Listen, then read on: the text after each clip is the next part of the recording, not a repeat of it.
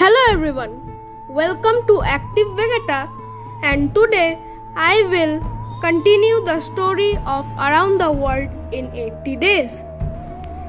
Here we go. As the policemen were pushing the two prisoners out of the courtroom, Fogg suddenly turned to the judge. "Just a moment, Your Honor. We wish to offer bail." "You have that right. Bail will be £1,000 for each of you. I'll pay it at once." "Very well, you are free to go." "Thank you, Your Honor," said Fogg. Passepartout sighed with relief and bravely asked for his shoes to be returned. After all, at £1,000 a piece, these are very expensive shoes, he thought to himself. Tears of joy fell down AOUDA's face, and she happily joined Fogg. Fix, however, was very angry, as Fogg was free again. At noon, Fogg, Passepartout, and AOUDA were on the Rangoon, sailing to Hong Kong. During the first few days of their journey, AOUDA got to know her protector better.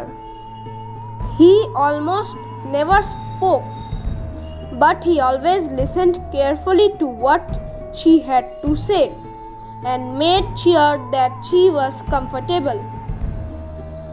Passepartout noticed the look of thanks in AOUDA's deep blue eyes and the warm expression that crossed her face.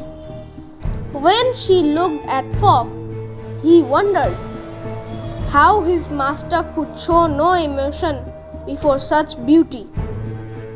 When AOUDA smiled, the sun seemed to rise in her face, and her porcelain skin shone like the finest pearls.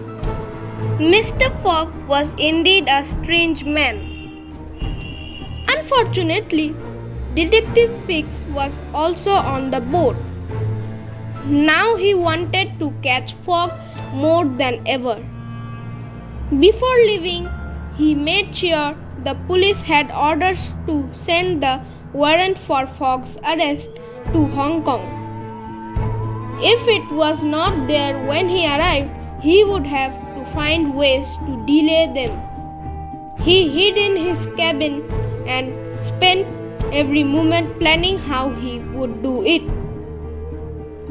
5 days later, as the ship was on its way to make a stop in Singapore, Fix decided to leave his cabin and try to get more information out of Passepartout.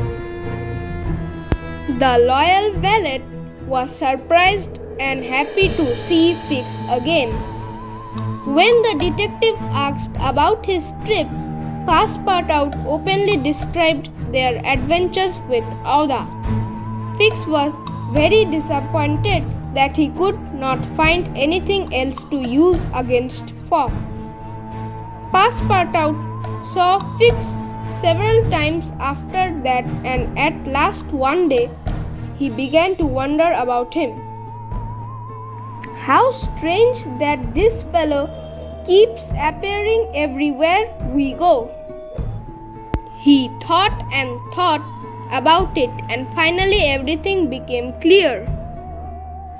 That's it, he's a spy. Mr. Fogg's friends have sent him. They want proof that my master is really traveling around the world. Thinking he had the answer, Passepartout decided that it was not a good idea to let his master think that his friends did not trust him. The weather was turning bad as the Rangoon arrived in Hong Kong on 6th November early in the morning.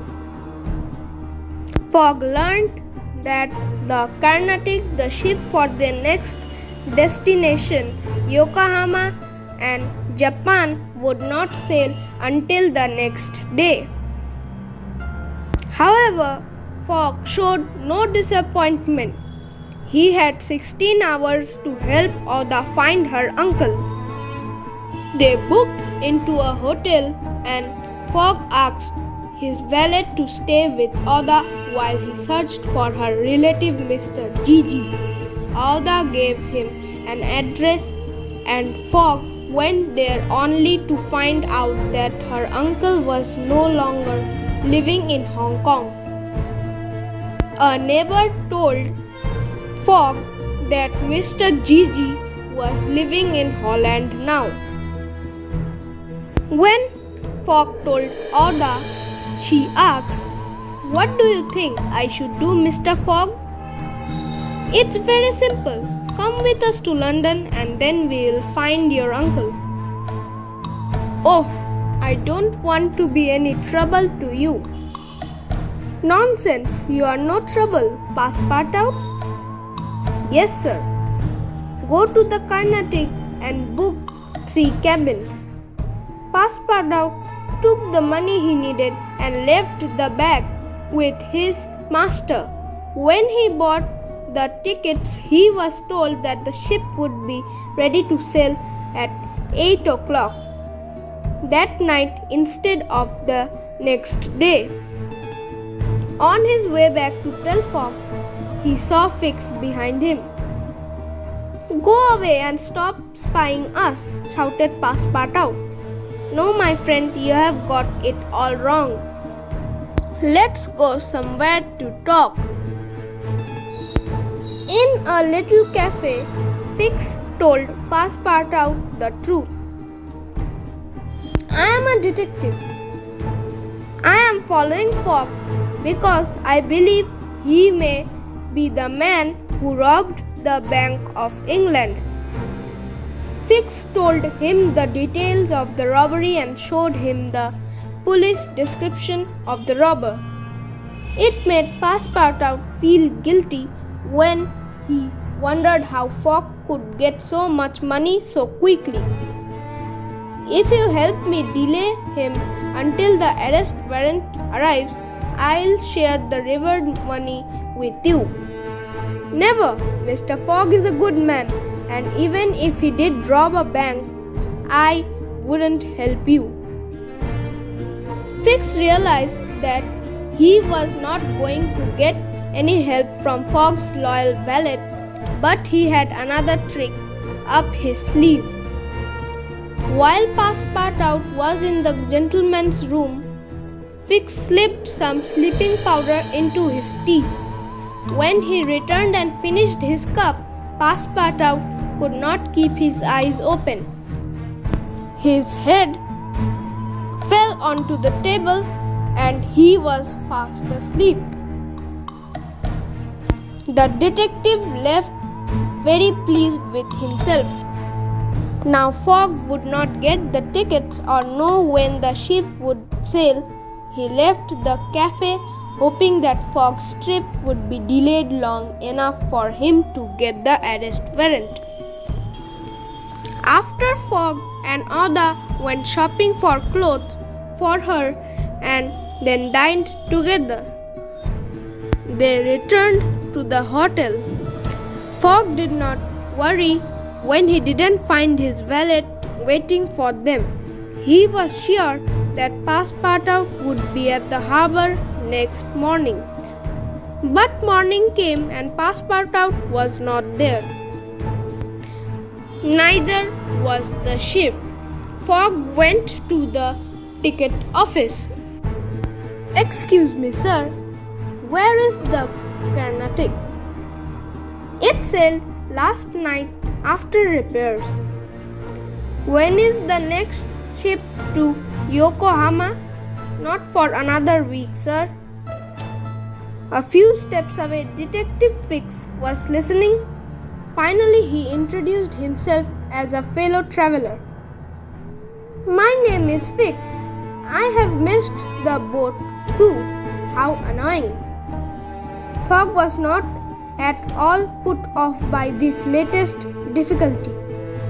There must be another ship or boat in the harbor of Hong Kong, and when I find it, you are welcome to join us.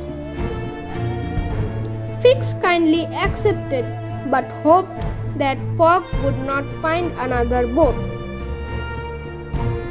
What neither Fogg nor Fix knew that Passepartout woke up from the sleeping powder in time to catch the ship.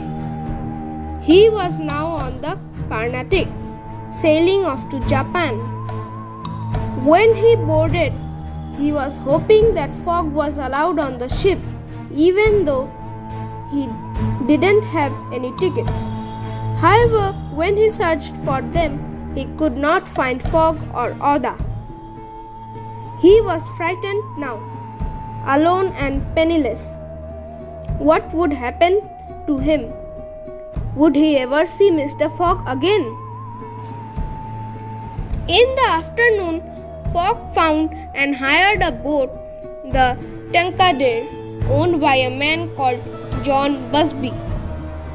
The Tankadere was too small to take them all the way to Japan, but he could get them to Shanghai. There they would get on American steamer the General Grant, which would take them first to Yokohama and then on San Francisco.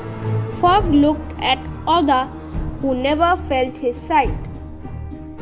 I can only hope that Passepartout made it onto the Carnatic. I will do my best to find him when we reach Japan. It was a very stormy voyage. The wind blew hard and the little boat struggled to get over the huge waves. We won't get to Shanghai in time.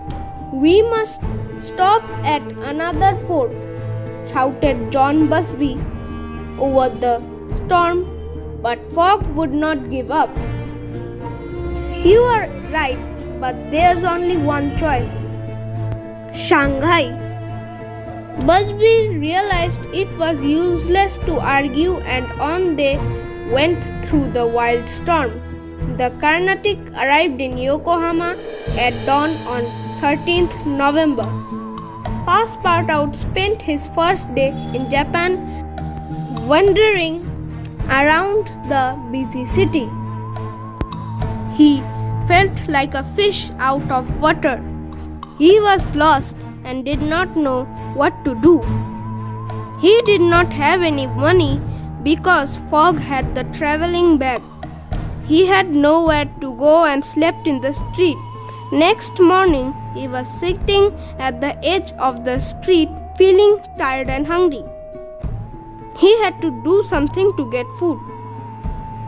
Then he saw a clown walking through the street carrying a sign that advertised a circus. He followed the clown to a large tent where there were lots of other clowns, acrobats, and jugglers. He hoped he could use his old talents as a performer to get a job with the show. He met the manager of the little circus, Mr. Batulkar, who spoke English very well.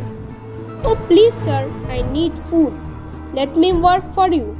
"I'll do anything," begged Passepartout. So that afternoon he found himself in the human pyramid of the acrobatic show. There he stood at the bottom of the pyramid with the weight of 9 other men on the shoulders.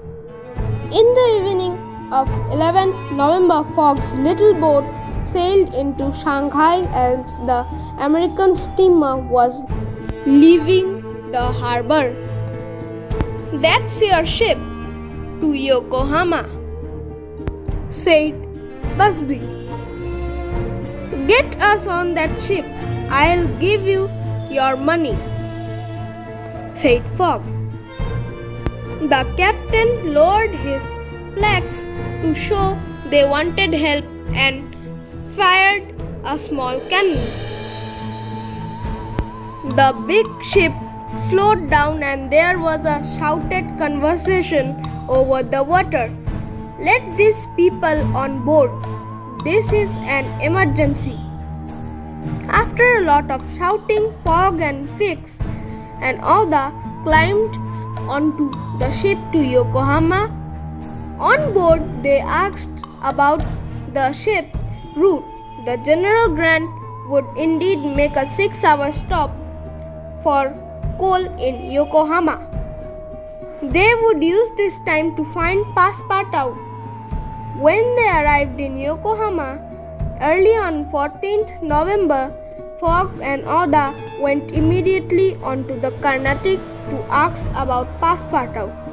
They learned that a Frenchman by that name had arrived the previous day. Fogg knew there was no time to waste. We have 6 hours to find him. Off we go. As time was running out, AOUDA was afraid they would never find him. Suddenly, as they turned a corner, Fogg noticed the circus tent. He remembered Passepartout's circus background, and as a man who would leave no stone unturned, immediately bought 2 tickets.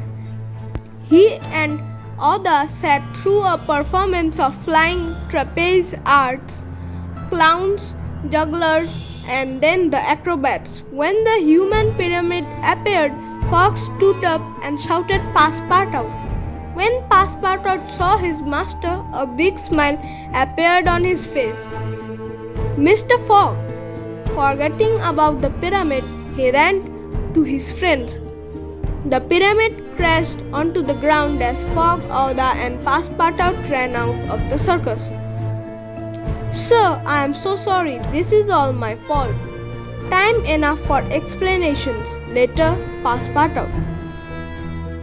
Let's get you some clothes and get onto the ship.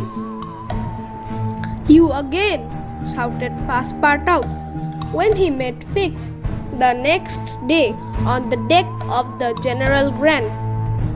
The hot-blooded Frenchman was about to attack him when Fix raised his arms in defense.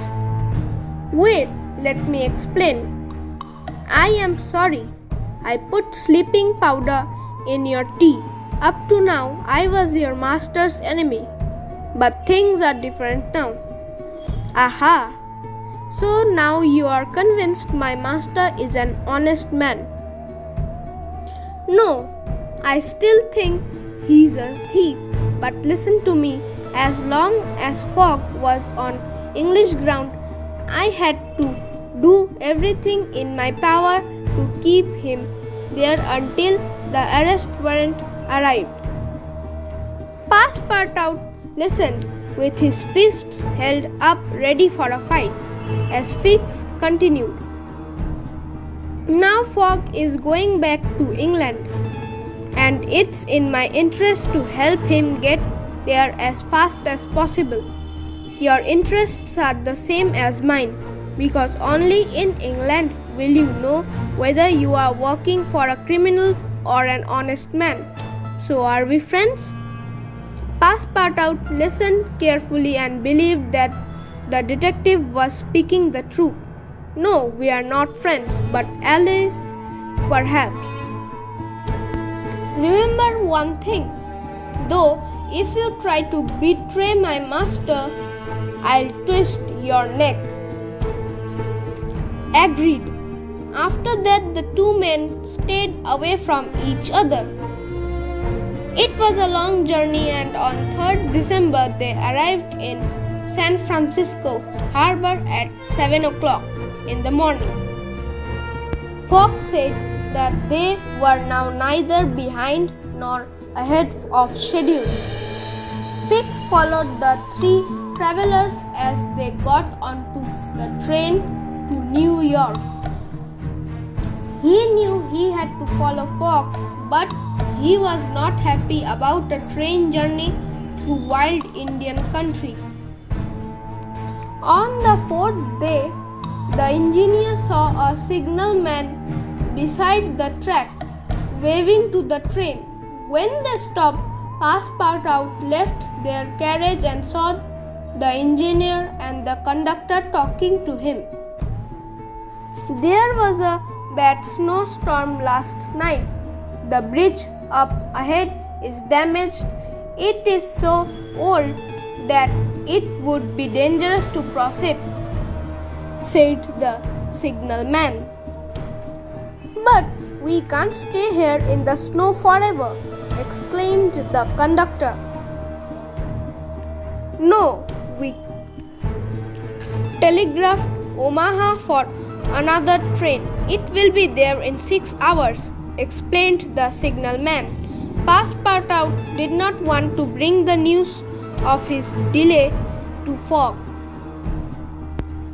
But fortunately, the engineer had another idea. I think that by going at our highest speed, we have a chance of getting across. Later, the conductor called a meeting outside the train with all the passengers and explained the situation. There were 2 solutions. They could either cross the river on foot and wait for Omaha train to arrive or follow the engineer's idea. Everyone started talking at the same time. The passengers were asked to vote on what the engineer should do. It was decided that the train would row across the bridge with the passengers inside it. Passepartout thought this was a silly solution. It would be wiser for the passengers to walk across the bridge first. The empty train could follow once we have safely reached the other side. But no one listened, and the engineer took the train way back up the track so that he could build up a lot of speed. Fogg sat next to AOUDA, who looked very worried. Are you afraid? No, with you here, Mr. Fogg. Fogg held AOUDA's hand. The train began to move. Faster and faster it rushed across the bridge until the passengers felt as if they were flying. People sat terrified and silent. AOUDA looked out of the window and saw the river far beneath them. She squeezed Fogg's hand. Passepartout sat with his eyes closed, saying a prayer. As they crossed the bridge, they heard a loud cracking sound. AOUDA held her breath, but the train was still moving.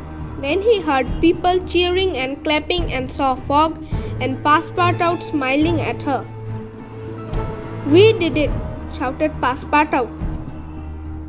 Everyone in the carriage was cheering, hugging their families and shaking hands with friends and strangers alike. The train slowed down and stopped. Fogg, Passepartout and the other passengers got off the train and looked back just in time to see the bridge crashing into the river below. Well, that was a close shave, said Fogg, and everyone laughed. The train had traveled 1,382 miles and Fogg was expecting to reach New York on time. They were speeding across vast, snow-covered plains. There were no houses or people, just endless space with a few trees and rocks. From New York, Fogg with his friends would get on a ship to Liverpool and then make the last stage of their journey to London. The next day, more trouble lay ahead. As the train rumbled its way through the heart of America, its rhythm was suddenly broken by the war cries of a band of Indians. Fogg looked out of the carriage window. He saw them on galloping horses, waving guns. We are being attacked. Everyone get down. Women and children were screaming and the window was smashed as a bullet shot through it. Some passengers with guns began to fire back through open windows. The Indian chief rode up to the front of the train and jumped inside.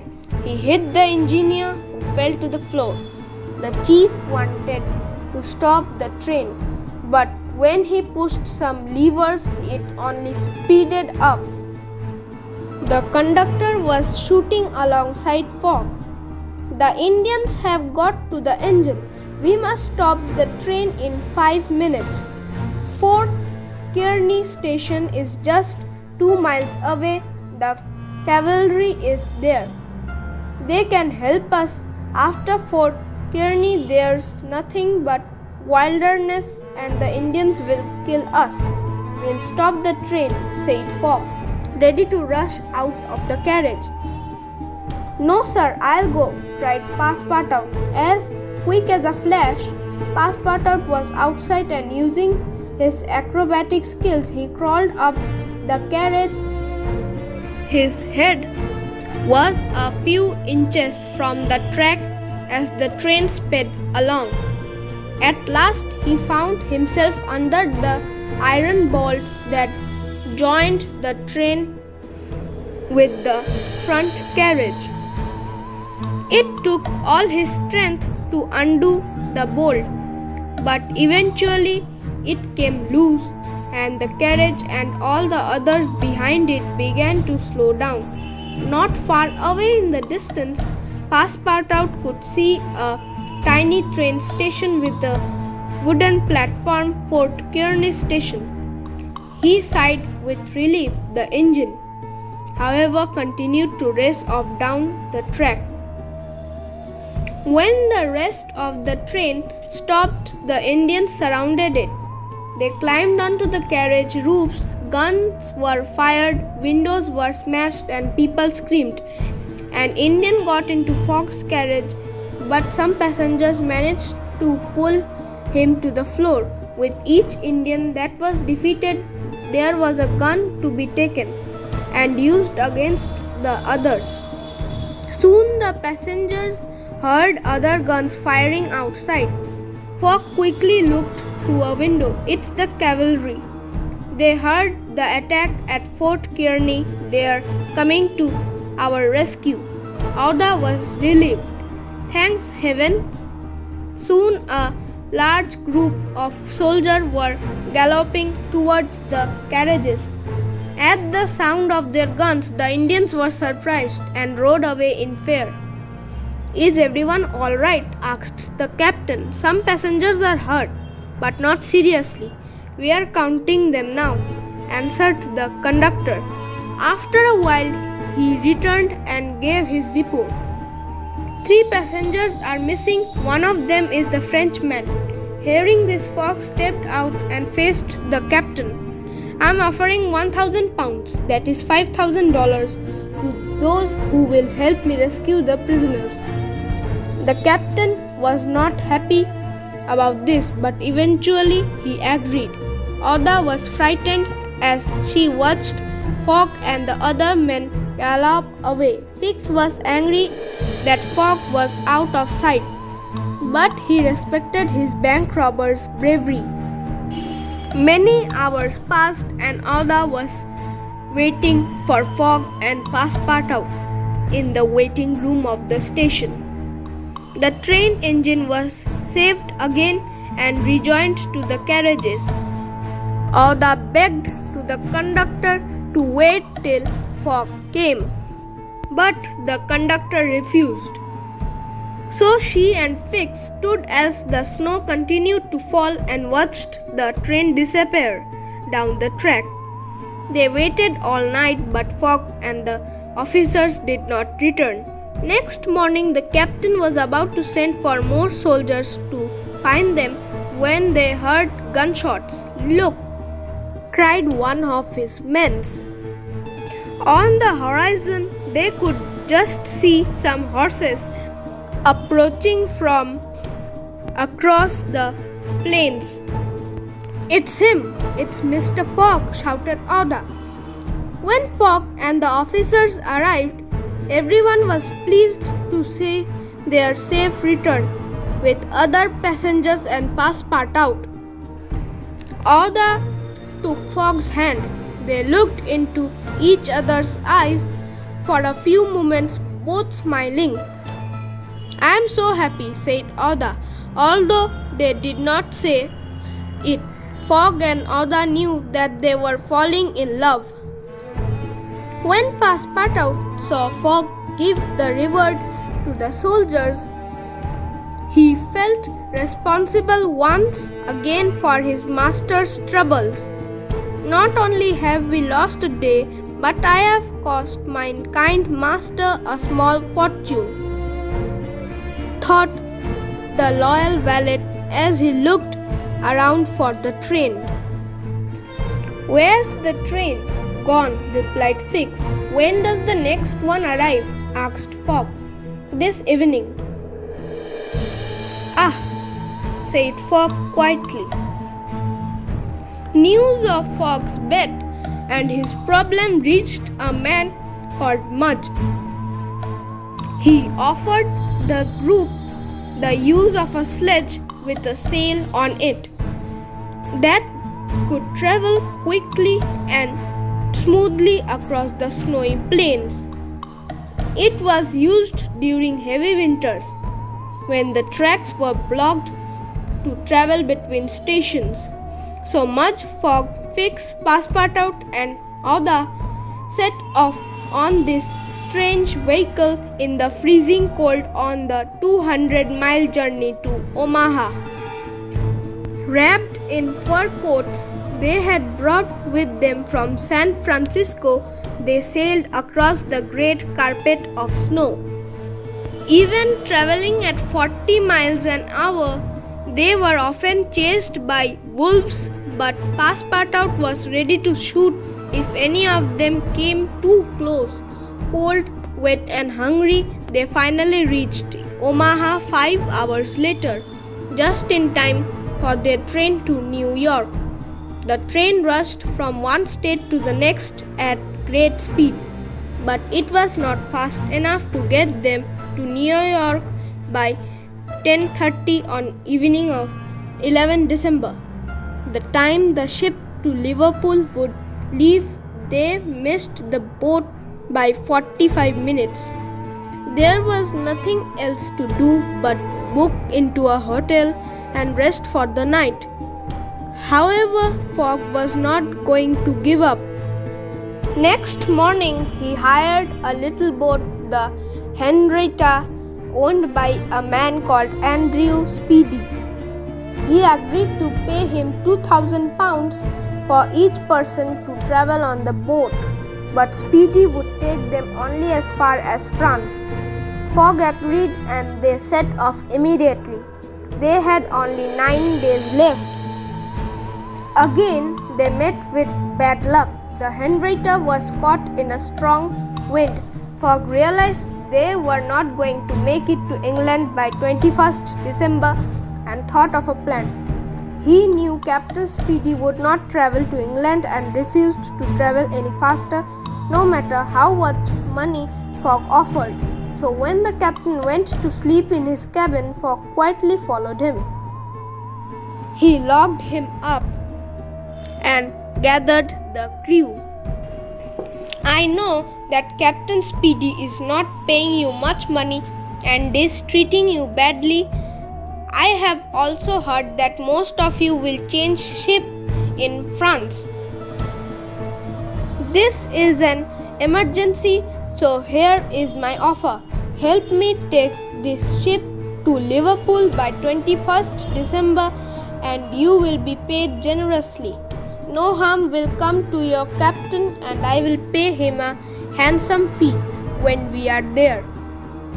It didn't take the crew a long time to accept the offer.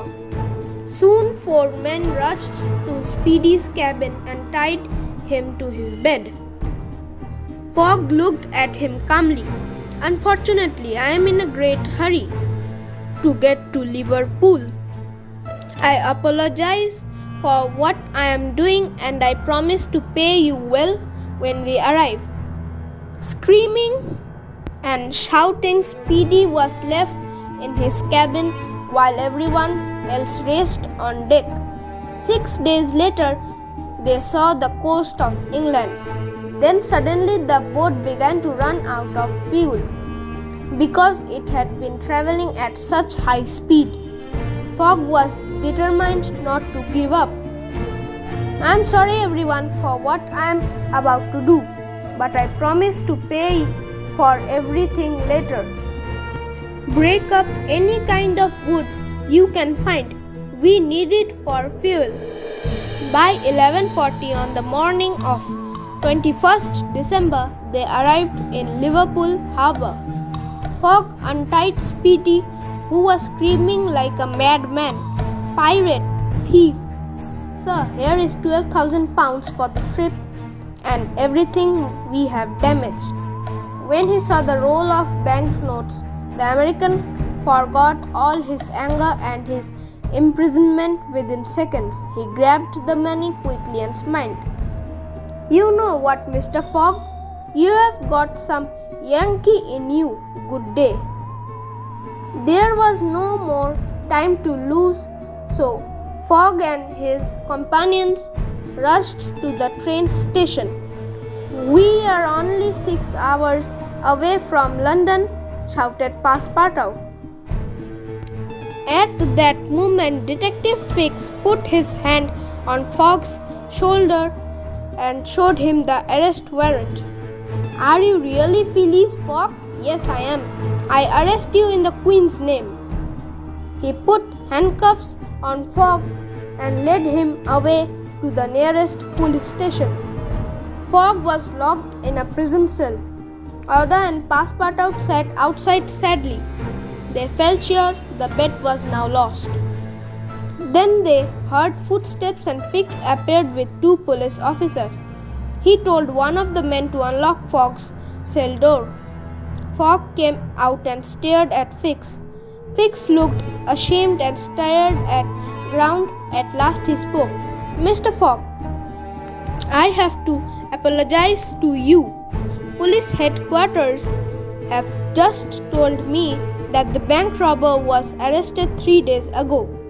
He confessed to the crime and will appear in court tomorrow morning. I am very sorry. There was silence for a moment. The 3 friends ran out of the building with Fogg shouting, Come on, it's only 2:30. We might still make it. The express train for London was gone. Again, Fogg would not give up hope. He hired another smaller train and promised the engineer an extra £600 if he could get them to London on time. Fogg was now running out of time and money. The train raced at full speed down the track. Fogg, AOUDA and Passepartout knew there was nothing they could do but sit in their carriage and hope they got there on time. Unfortunately, they arrived at Charing Cross station in London at 8:50 p.m. They were 5 minutes late. He lost the bet. The 3 of them went to Fogg's home. It was over. Fogg spent most of the next day in his room. At 7:30, he went to see AOUDA. He sadly explained to her that he was no longer wealthy. His entire fortune was lost on this adventure. I was hoping that I could offer you a comfortable life here, but I can give you only what I have left. I am sorry that it isn't more. He turned his eyes downward, unable to face this woman who had stayed by his side, following him halfway around the world without ever complaining. He wanted to give her all that he had, but now he had nothing. AOUDA looked at the money Fogg placed in her hands.